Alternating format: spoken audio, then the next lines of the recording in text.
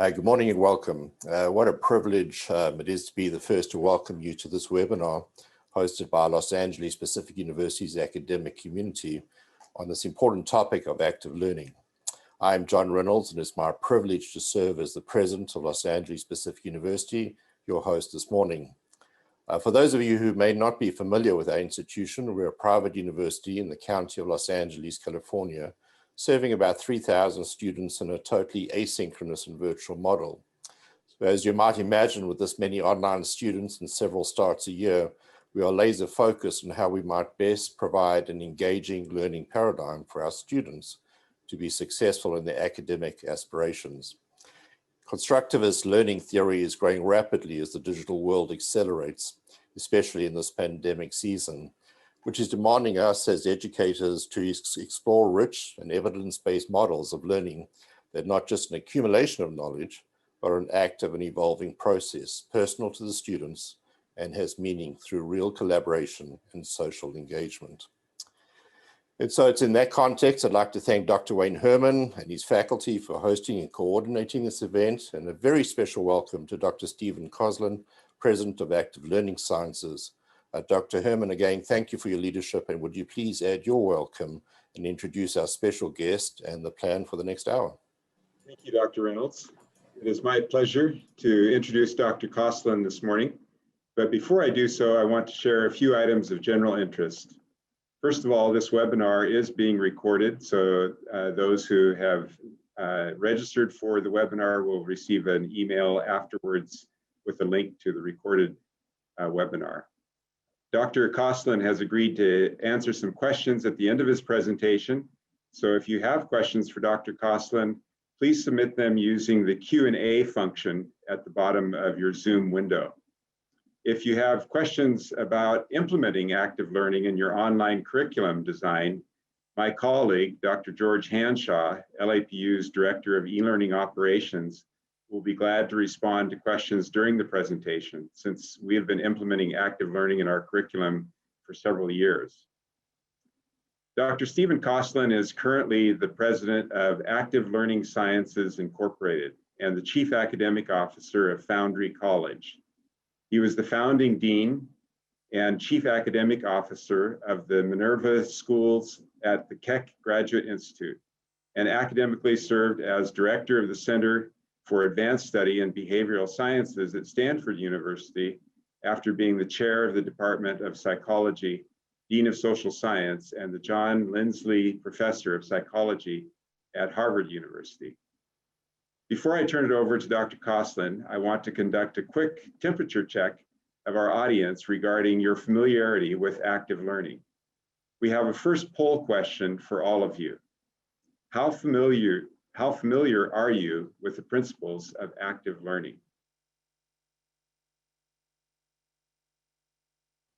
There's the poll posted. Please, we'll give you a few seconds to respond here. See the numbers going up quickly. You have about 5 more seconds. Okay, we'll stop the poll there. And the results are about 28% of you said it sounds interesting, but I don't really know much about it. About 19% said I understand the concepts, but have not used them. And the majority, 53%, said I'm familiar with active learning and use or promote it in course design and or teaching. So thank you all for responding to that poll. And at this point, I will turn it over to Dr. Kosslyn.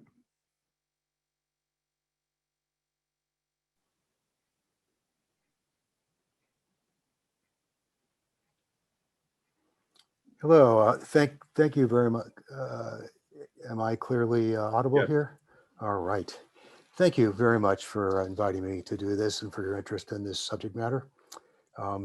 I'm going to spend about 35-40 minutes, and then hopefully we'll have some time for discussion. So the focus is on active learning, and in particular, I'm going to review 5 principles that I pulled out of the empirical literature. So what is active learning? What do I mean by that term? students use information in the service of achieving a learning outcome. So students are using the information, they're debating, they're doing problem solving, they're doing role playing, they're doing something with the information, but it's in the service, there's a point to it. It's in the service of achieving a learning outcome. So active learning needs to be set up in advance in the context of a learning objective, something that you, the course designer, want the students to learn. And the goal is to have the learning outcome be the mastery of the material that underlies that learning objective. So active learning is more effective than traditional lectures. Don't take my word for it. There have been a whole slew of meta-analyses now. This is one of my favorite, one of the earlier ones from Freeman et al. 2014. Let me just quickly read this to you. I think this is really, really important.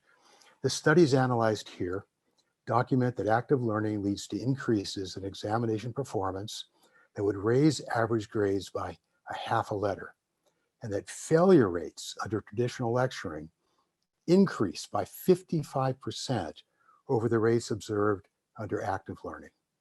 Finally, the data suggests that STEM, that is science, technology, engineering, and math, instructors may begin to question the continued use of traditional lecturing in everyday practice, especially in light of recent work indicating that active learning confers disproportionate benefits for STEM students from disadvantaged backgrounds and for female students in male-dominated fields. Clearly, active learning is important. Why is active learning effective? It's because of how the brain works.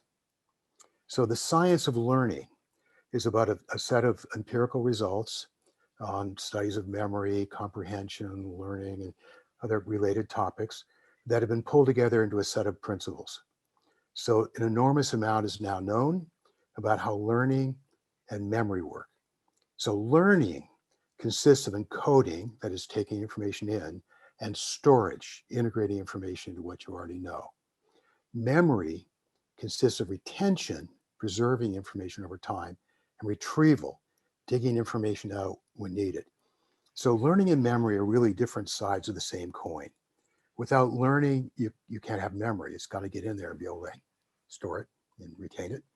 And if you don't retain it and can't retrieve it, you may as well not have learned it in the first place. So they're really different sides of the same coin. Very little of that knowledge is systematically used in education, especially online education. But that doesn't have to be the case. So I'm going to be explaining ways in which we can use this knowledge in course design. So science of learning, I've organized it into 5 principles. So I'm going to walk through. So let's start with deep processing.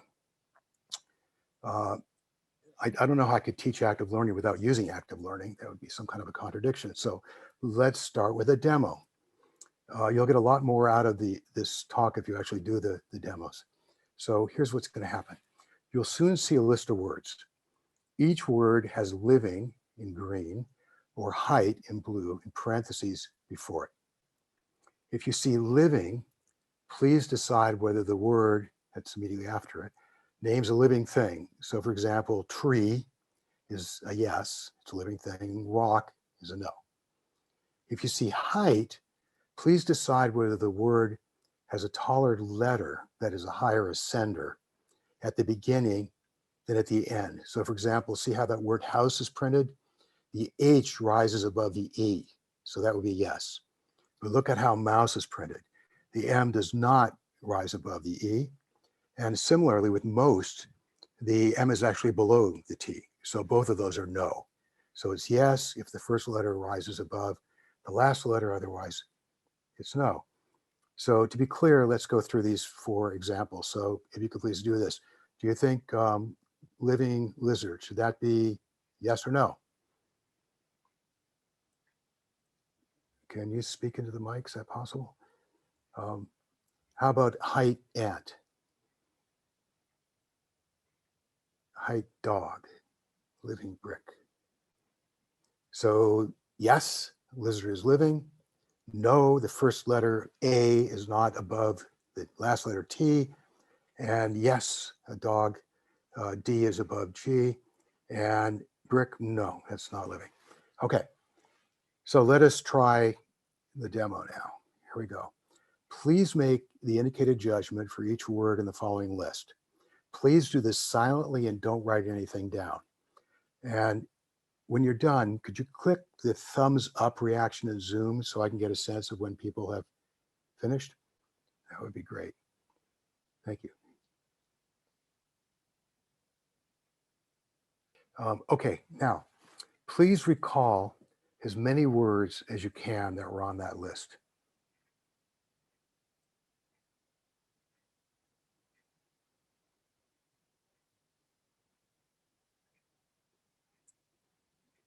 Okay, look at the words again and count how many words you correctly recalled following each type of judgment. This is the honor system. Please do this. So score yourself.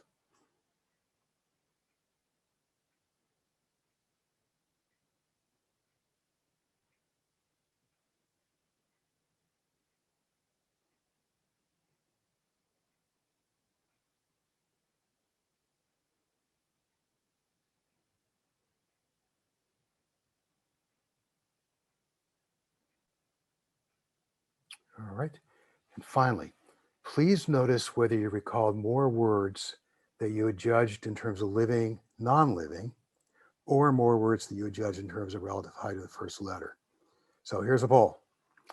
Did you recall more words following the living, non-living judgment, or recall more words following the relative height judgment?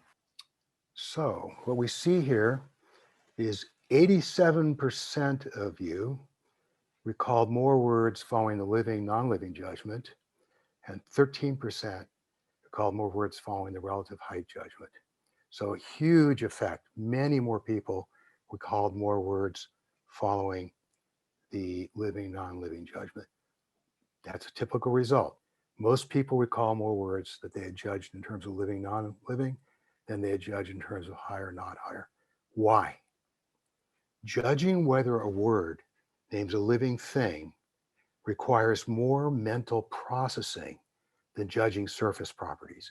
So you got to go into memory and think about whether it moves or not, an animal or it's a plant. It's more mental processing, whereas you just look on the word as it's printed and make the judgment. The principle of deep processing states that the more mental processing one performs on information, the more likely one is to retain it. So for example, at the end of the day, can you recall the events of the day? Do you ever, like when you're going to bed, sort of think about what happened? Okay, can you do that if you don't habitually? Here's the question. How much of what you recall do you intentionally try to memorize at the time it occurred?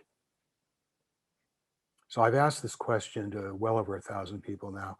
And what I often do is I'll ask the audience, a live audience, to raise their hands if they intentionally try to remember 50% or more. No one has ever raised their hand. Then I drop to 25%. I've had 3 raise their hand that say that they actually tried to memorize 25% or so of what they later recall.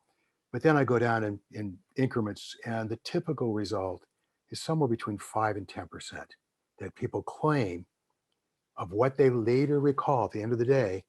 At the time it happened, only about 10% they tried to memorize, try to remember it. The vast majority of what is remembered is a byproduct of paying attention and thinking through the information or event. So what's crucial is what is remembered depends on what was processed. I call this focused deep processing. So here's one study that was done at Vanderbilt, classic study. They had people orient towards meaning. They gave them a frame of a sentence and there was a word, a slot, and they were asked whether the word would fit in that slot appropriately or not, whether the meaning fit, versus whether the word rhymed with something. And then they later tested for memory for the meaning versus sound. It turns out if they were oriented towards the meaning, they remember meaning better than sound. But if they were oriented towards the sound, they remember the sound better. So it's not that meaning by itself is necessarily more memorable than sound. It's about what you pay attention to and process. What is remembered depends on what was processed. This is important for learning, for course design, because active learning exercises should direct students to focus on what they need to know to achieve learning outcomes. So the point, active learning exercises should direct students to focus on what they need to know to achieve learning outcomes. So let me give an example of what I mean. So a debate, it's an active learning exercise. This is a technique to induce deep processing of material that underlies a learning objective. So you want them to learn that material to achieve the corresponding learning outcome. Example learning objective, this is as neutral as I could think of, identify the trade-offs between being a farmer versus a rancher. So we're going to use a jigsaw design debate. Let me just walk through it. So phase one, there are 4-person breakout groups. They're prepared to debate. There are 2 types of groups. One type prepares to argue for farmer and one for rancher. Then after 10 minutes, we're going to phase 2. New 4-person groups form that include 2 representatives from farmer groups and 2 from rancher groups. That's why it's called a jigsaw. You took those first groups of 4 that were homogeneous and you broke them up. So now you have new groups that have representatives from each of the previous ones. So now you have 2 farmer, 2 rancher representatives. They debate, note the strongest and weakest arguments on the other side. And then the third phase, they debrief, they go back to the class as a whole. Each person summarizes strongest and weakest arguments made by the other side. Now this is set up so there are incentives and consequences that lead the students to focus on material that underlies the learning objective. That's the idea. Get them to focus on what they need to understand what the trade-offs are between being a farmer and a rancher. So look at phase 1. They know that phase 2 is coming. So in phase 1, they're going to pay attention to the preparation because they know they're going to be a representative in phase 2. And then in phase 2, they have to pull out the strongest and weakest arguments on the other side. They know that phase 3 is coming, where they'll be debriefed, they may be called on, they may be graded. So you set up incentives and consequences to get them to focus on the material they need to know in order to achieve the learning objective, in order to achieve the learning outcome based on the learning objective that you put in place when you design this. So jigsaw debate, just to summarize, groups of 4, in this case for the pro, groups of 4 for the con, that's more general than just this is a debate. Rearranged into mixed groups, 2 students from each type of initial group. Mixed groups debate, take notes and arguments. Groups end, students write down strongest, weakest arguments, which are graded. You can set this up easily using spreadsheets for Zoom, by the way. Preparing for and conducting a debate induces deep processing of material that helps students achieve the learning outcome. So we started with this principle of deep processing. We know that what they pay attention to and what they process is what they're going to remember and also understand. So we design the learning activity to promote the processing of the relevant information that underlies the learning outcome. So that's principle of deep processing. Let's go to deliberate practice. Second of these principles I want to talk about. The principle of deliberate practice, learning is enhanced by using feedback to focus on practicing the most challenging aspects of a task. Use feedback to identify what aspects of a task are most difficult for you and work on those aspects. So you don't just do the same thing over and over again. You want to focus in on the hard parts and devote energy to those in particular. So typical examples, learning a language with a tutor.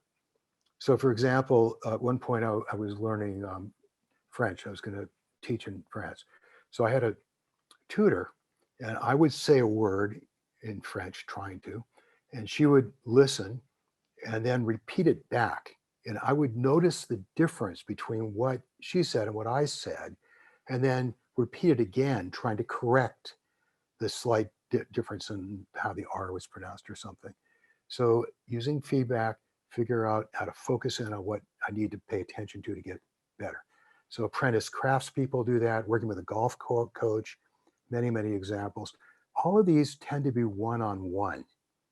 had to be one-on-one, which is a problem because you want to use deliberate practice online at scale. That's the challenge. How do you use deliberate practice with large groups of students? So we can start by taking a page from Ben Franklin. What Franklin did is when he was learning to write, he read a lot and he would notice something that he thought was particularly well written. And then a couple days later, he would try to write it down, paraphrasing it in his own words, and then take what he had written and compare it to the original. And he would notice the difference and focus in on getting better on those things. So we can use this kind of approach at scale. So let's take another learning objective, produce clear and cogent memos. So for that learning objective, instructors describe the characteristics of a good memo. So there's some information transmission, you have to tell them what they're supposed to learn. Then breakout groups write a memo, for example, to request funding for a speaker series, something concrete. Breakout groups then receive an example of a good memo on another topic and notice characteristics, identifying ways to improve their own. So that's the first instance of deliberate practice, where they're now identifying ways they can improve their own by comparing the example of a good memo to what they wrote, looking for underlying principles and characteristics that can transfer. Then they revise their memos, and then breakout groups are paired and use a rubric to evaluate their memos. So you have two groups come together, they have a rubric, and the rubric is used so each group evaluates the memos from the other. So here's an example of the kind of rubric I have in mind. So notice that this process of evaluating each other is actually a learning process. It's part of where the deliberate practice is coming in. So they would get a 1 if they had none of the following: clearly stated reason for the memo, concrete and specific language, all the necessary information, no extraneous information, based on logic, not emotion. If they had none of those, that would be a 1, whereas 5 would be all of them, and then points in between, incrementally more of them. So the challenge is to use deliberate practice online at scale, and a solution is to use models like the example of a good memo, and rubrics via peer feedback. So if you do that, you can help students figure out what they need to focus on to get better. And you can do this at scale. By using peer feedback, you can scale up very large numbers of students. Okay, another principle is dual coding. Learning is more effective when material is presented as both words and images. This works even when you supply your own images. So let's have another demo. So here's what's going to happen. Please read each pair of words I'm about to show you. If visualize in red is in front of a pair, please visualize the two named objects interacting in some way. For example, if you saw the words cow tree, you might imagine a cow rubbing against a tree. If the word say in blue is in front of a pair, please silently say the two words to yourself 3 times. So let's see. Let's try these. So for visualize chair shoe, what would you do? For say window clock, what would you do? So here's an example. For visualize chair shoe, you might visualize a shoe on a chair. For say window clock, you repeat silently to yourself, window clock, window clock, window clock, 3 times. Say rug moon, rug moon, rug moon, rug moon, 3 times. Visualize lemon fish. You could visualize a fish eating a lemon or someone squeezing a lemon on a fish, whatever. Just have to have them interacting in some way. Okay, let us now do the indicated task for each pair of words in the following list. Do these tasks silently, and please don't write anything down. And I guess we can't do the thumbs up. I will just try to estimate how much time it'll take. So let's go through these, please. Thanks.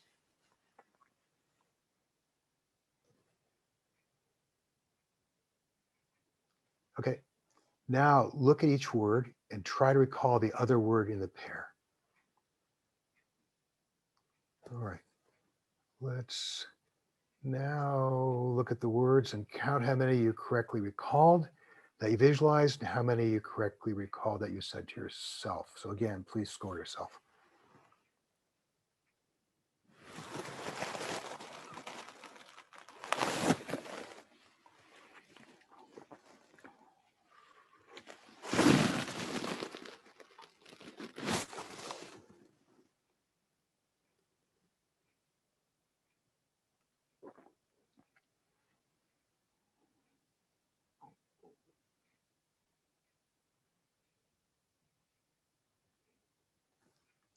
Okay, so could we launch the second poll here and see how this came out? Okay, so 93% of you recalled more of the pairs if you would visualize them, and 7% recalled more of the pairs after saying the words aloud. This is a gigantic, huge, big effect. Typical result, which we just saw, almost everyone recalls more words after they visualize them. Why? Visualizing named objects leads to two types of memory, visual and verbal, which are stored in different brain areas, giving you two shots to recall them later. And I should mention in this particular example, there's more deep processing required to visualize, which is an added bonus on top of the visualization. So the general concept is illustrating and describing key facts, concepts, and procedures. Illustrating and describing is going to lead to better learning and later memory. So a general way to do that is with showing and telling with things like mind maps. So here's a mind map that actually illustrates what a mind map is. It's kind of recursive.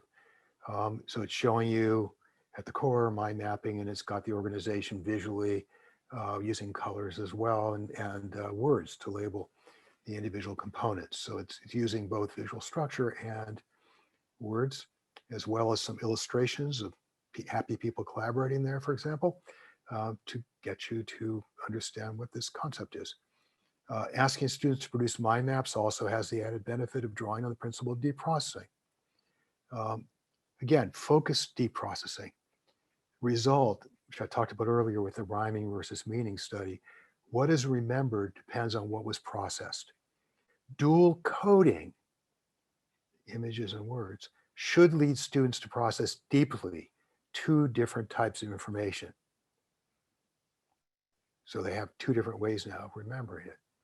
So the three principles just discussed form a cluster. They all rely on paying attention to and thinking through the material. So deep processing, deliberate practice, where you now focus on something in particular to process more deeply, and then dual coding, where we're now processing deeply two different kinds of things. Those are all about paying attention to and thinking through the material. The following two principles are different. They rely on creating and using mental connections. First of those principles I'm going to talk about is chunking. You will soon see a series of letters. Please try to memorize each letter in order.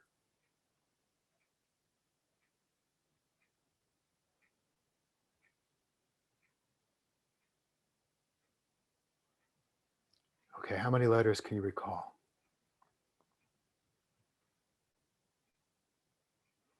If you recalled more than 9 letters, did you notice the groupings?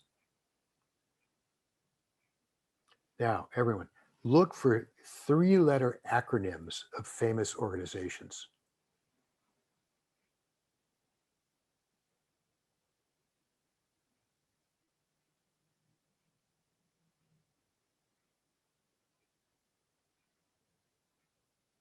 Now, how many letters can you recall? Did you notice the groupings? So what I've done here is I've used physical properties, namely the similarity of color and grouping by proximity, to do chunking, where it's organizing these into groups, acronyms of famous organizations. This is called bottom up. It's being driven by stimulus properties, what you see in front of you right now. But what I asked you to do was top down. I wanted you to use discover, to stumble on based on what you already knew, how to organize those strings, that string, into these clusters of letters. These clusters are chunks. The principle of chunking: learning is easier when material is organized into 3 or 4 organized units. That's a chunk, each of which itself can contain 3 or 4 units. This is the real power. It can be hierarchical. Each of the chunks itself can have chunks. This is useful, chunking, in part for facilitating encoding. That's the act of getting it into memory, part of learning. The previous mental imagery demo has a confound. Imagery in general enhances learning. So if I asked you to imagine the objects separated, you still would have done better with imagery than just saying the words over and over again. But by asking them to interact, we have relational imagery boosts learning even more. And that's because visualizing objects interacting in some way creates chunks, creates a unit out of the 2 separate things, which makes them easier to encode. Chunking is also really important for minimizing cognitive load. Minimizing cognitive load by never requiring students to process more than 4 chunks, so they can take in what's being presented easily without struggling. You can do this using perceptual grouping laws to organize material into a new higher order chunk. So use perceptual grouping laws to organize material into 4 or fewer units. This is what I call the birds of a feather rule. So I mentioned with the initial demo that there were 2 things going on. One was similarity. So if you look here on the top, you see these 4 black X's group as a group, and the 4 red O's group as a group by similarity, shape, and color. Down below, you have the same number of X's and O's, but just by rearranging them so that you get groupings of 2 X's, 2 O's, 2 X's, 2 O's. So you get 4 groups below, 2 above, same number of items, just similarities, grouping them differently. Proximity, just what's near what, also is a powerful grouping principle. So you can see, you see 2 groups of 4, you don't see 8 separate ones. And then below that, you see 4 groups of 2. You don't see 8 separate ones, what's near each other. So these 2 principles, similarity and proximity, will work with anything. This birds of a feather rule will even work with birds. So here you see on the top, there's a group of owls based by similarity and a group of roadrunners. And below proximity, you see 2 groups on top and then 3 groups, proximity. This is a really lovely illustration of Boston Philharmonic, which beautifully illustrates hierarchical grouping. So when you first look at this, you see 3 big groups, the 3 big wedges. So it's chunked very quickly. Each of those has subgroups, subchunks. So if you look here on the left, you can see the first violins are organized by proximity. So you see a space here between them and the second violins. Over here, you notice the double basses are being grouped by similarity, size, and orientation and shape. And also proximity is at work, grouping the cellos versus the violas. There's another grouping principle called symmetry, which groups these, which I didn't mention. But you can see how beautiful this is. At first glance, you get this initial top-level organization of 3 big things, and then you can unpack it. This is showing where every person sits who's on each instrument in the Boston Philharmonic. It's a really lovely example of hierarchical chunking. Chunking is not just for visual materials. For example, one of my favorite studies in cognitive psychology was done at Carnegie Mellon by Anders Ericsson and Bill Chase and Steve Falloon. And what they did is they brought in an undergraduate and asked them to have a seat and listen to a series of random digits, 1 per second. And they asked him to memorize them. They started with 1 digit, he could do it. And then they gave him 2, he could do that. And then they kept adding 1 to the list, different lists each time. At the end of that first day, when he came in, he could repeat back about 7, as typical. But the trick was they brought him back at least 3 times a week for a year and a half. 3 times a week for a year and a half. By the end of that time, he could memorize 79 random digits presented 1 per second. Incredible. How did he do it? Turned out he was a long distance runner. And what he did is he organized the digits into times, like 14.37 seconds, that he associated with a particular segment of a race, say. And he would then organize those hierarchically. So he was able to pack an enormous amount of information into his working memory by organizing the material hierarchically. So it also applies, chunking also applies to concepts. So you notice what I was doing when I said there were 3 principles in that first group, all of which were about thinking it, paying attention and thinking it through. And then there's this 2 in the second group. So I chunked them. I chunked them into 2 sets of principles. So one way to chunk lesson plans, which is good thing to do when you're teaching, is identify where in a lecture each exam question was answered. So look at your midterm, look at your final, and then go back to your lecture and look where you provided the information that was needed for them to answer it. Group into conceptual chunks via similarity and proximity. So above each of those, you're probably talking about similar material, conceptually similar, and it's near each other in the lecture. And then what you can do is eliminate everything else. You'll have a chunk that is about related material, and you can insert active learning exercises right after the chunks. So when I say eliminate other material, if you didn't think it was important enough to put on an exam, maybe you don't need it. Maybe you're better off trying to get them to really learn the material you think is important because you tested it. And those tend to be in clusters in these chunks because they're related sets of propositions that are near each other in time and space. So you can use chunking as a way to take an existing lecture plan and figure out where to put active learning exercises. Active learning should help the students really learn what's important. Learning sandwich is a way that we do this. So there are 2 types. Front-loaded learning sandwich. So the instructor gives a brief lecture, so just in time. You address a specific learning objective, tell them what they need to know.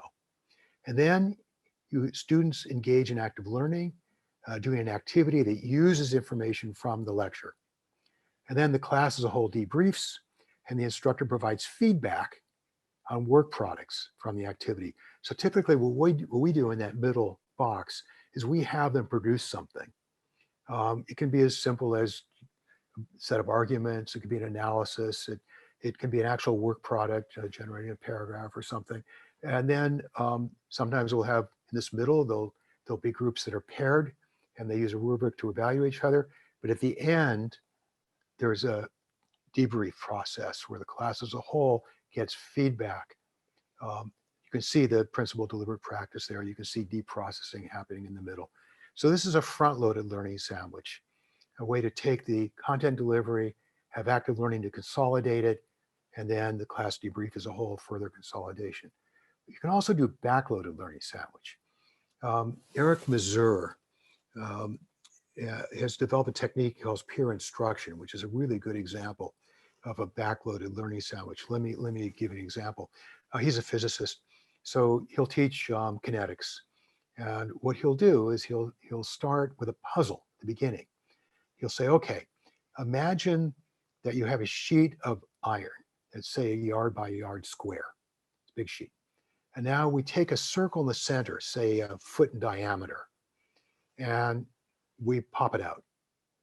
So we've got a round hole in the middle of this sheet of iron.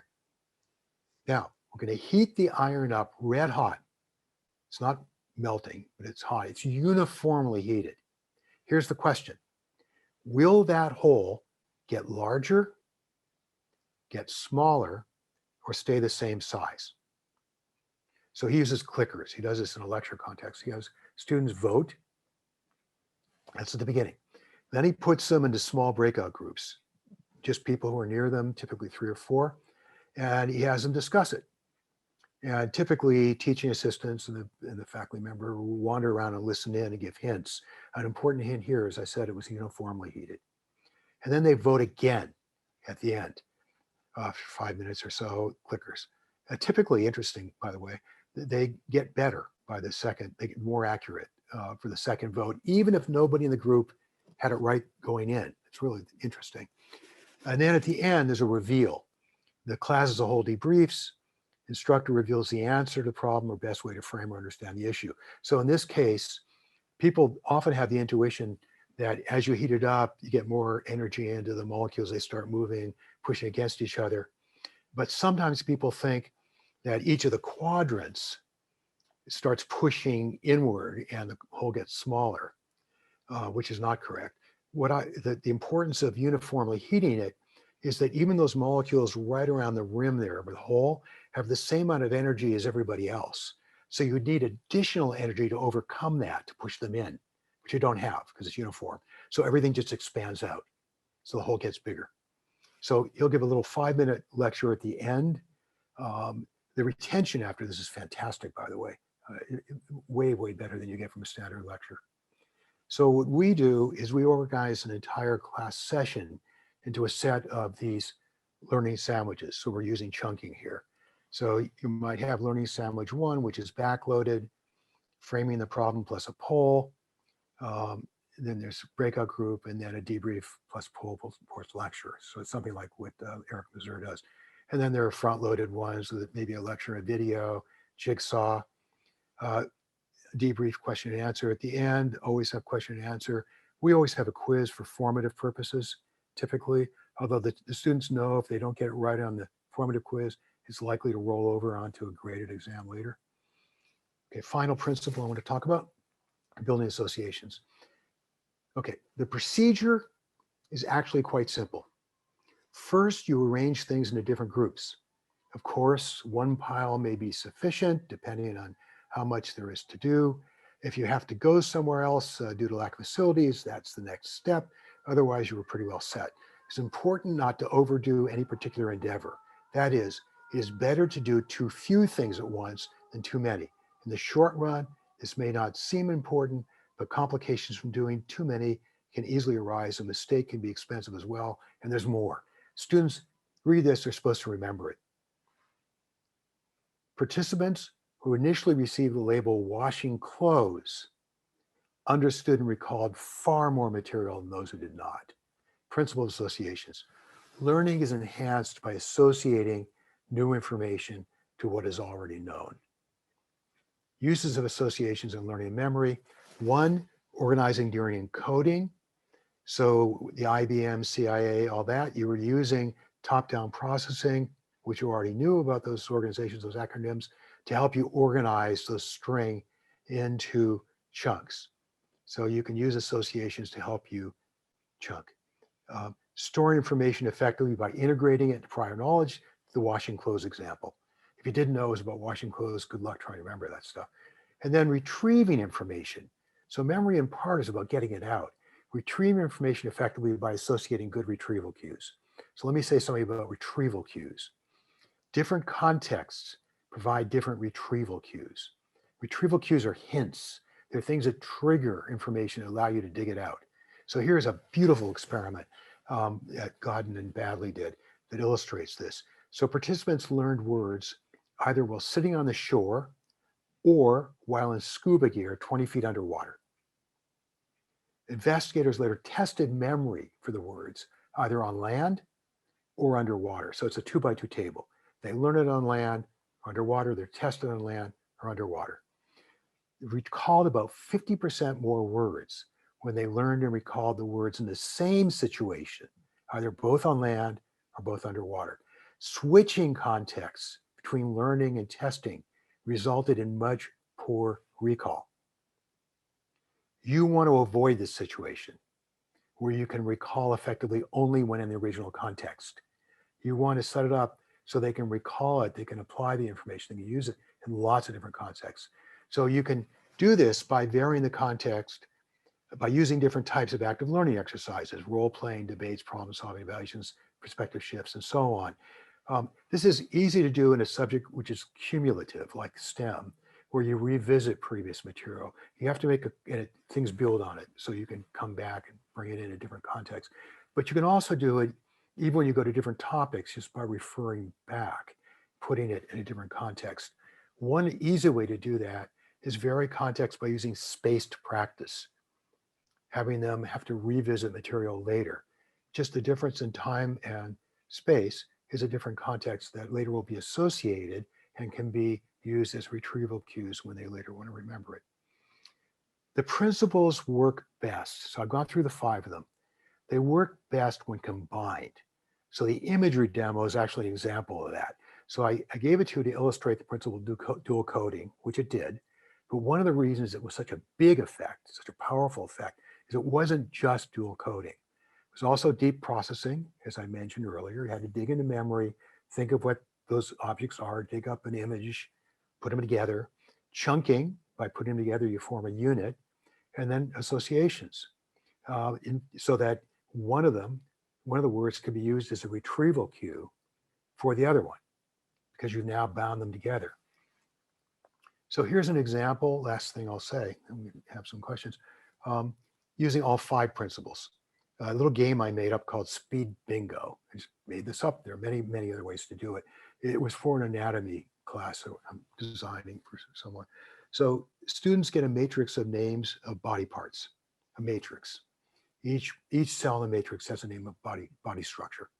They then are shown a series of slides for 2 seconds each, illustrating a body structure with its name under it. Students cross off the name of another structure that is part of the same overarching system. So for example, if they see tongue, they might cross off stomach. As soon as they have a row, column, or diagonal checked off, they shout bingo. At the end of the game, they turn in their matrices and they receive feedback about their accuracy, whether they included things that were wrong or whether they missed things that they should have had in there. So deep processing, students must deeply process the relevant memories of anatomical systems. Chunking, they organize parts and systems. Building associations, students strengthen association between the names and illustrations of the previous part and related parts they had learned previously. Dual coding, seeing the picture and reading the name, helps students learn the body parts well. Deliberate practice, receiving feedback at the end of the exercise alerts students to which systems they need to study in greater depth. So, science of learning. An enormous amount is now known about how learning, that is encoding and storage, and memory, retention, and retrieval work. Very little of that knowledge is systematically used in education, especially online education, but it can be. I hope I've shown you just some examples of how it can be. The idea behind using principles is they are generative. Once you understand these principles and how they can be used together, there's no end to what you can do. So I thank you very much for your interest. Pretty much everything I've said today is in this little book. If anybody's interested in revisiting this, it's on Amazon, and I'm happy to answer any questions. If you read it, send me an email, or if you have any questions right now, more than happy to discuss further. Thank you very much. Thank you, Dr. Kosslyn. We have had a few questions. Let me just pose some of them for you. In the imagery exercise, where you distinguish between the 2 different pairs, one requiring more mental processing than the other, one of the attendees asked whether it's simply a matter, whether it's really more mental processing or was rather simply a matter of having had experiences with the animate objects such as a deer or things of that nature.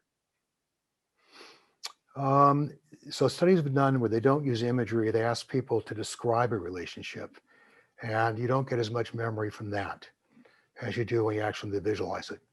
So above and beyond just the experience with it or even putting them together, there's a component due to imagery per se, the dual coding piece. One of the other questions, which I'll paraphrase, said what you've described seems to be fine for students who are actively engaged in the learning process, but in reality, many learners are very passive learners. How would you respond to that? What a great question. That's one of the chapters in that book.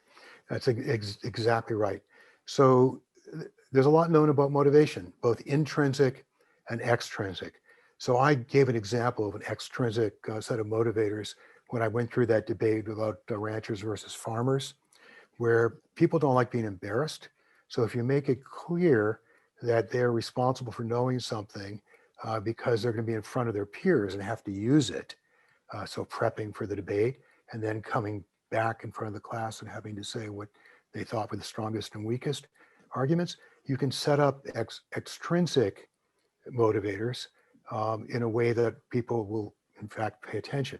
But more than that, you can use intrinsic motivators. People like the feeling of competence, autonomy. They like to interact with other people. You can use those sorts of things to help motivate the students. It's all in how we design the tasks. So I hate to keep referring back to the book, but that's such a really great question, and I spent a lot of time thinking about it. And at Foundry College, I can say these things work really effectively. Great. Well, we're almost at the top of the hour. So thank you very much, Dr. Kosslyn, for being willing to spend this hour with us today and for your tremendously beneficial presentation. Even though we at LAPU have been implementing active learning principles in our curriculum for some time, I know my colleagues and I have very much appreciated what you've had to share today. As was noted at the end of your presentation, your book is available. I thoroughly enjoyed reading it and found it to be a very helpful way of presenting the principles in more detail that you've summarized for us today. I also want to thank our president, Dr. Reynolds, as well as my colleague, Mrs. Peggy Cooney, who was behind the scenes administering this webinar. And thank you to all of you who participated. We had, last time I checked, 999 who registered. It looked like about a third showed up today. And those who'd registered were from 6 continents. So we're grateful for that. We will be sending out a link to the recording of this webinar to participants, along with a brief survey for your feedback. We are especially interested to receive any suggestions you may have about other teaching and learning related topics that might be the focus of a future webinar. This concludes our webinar, and I wish you all a great day. Again, thank you so much, Dr. Kosslyn. Well, thank you. And I really appreciate your interest. If anybody has any additional questions, feel free to email me. I'd be more than happy to engage. skosslyn@activelearningsciences.com. Thank you. Great. And thanks for hosting me. I really appreciate the opportunity. Our pleasure. Okay, take care.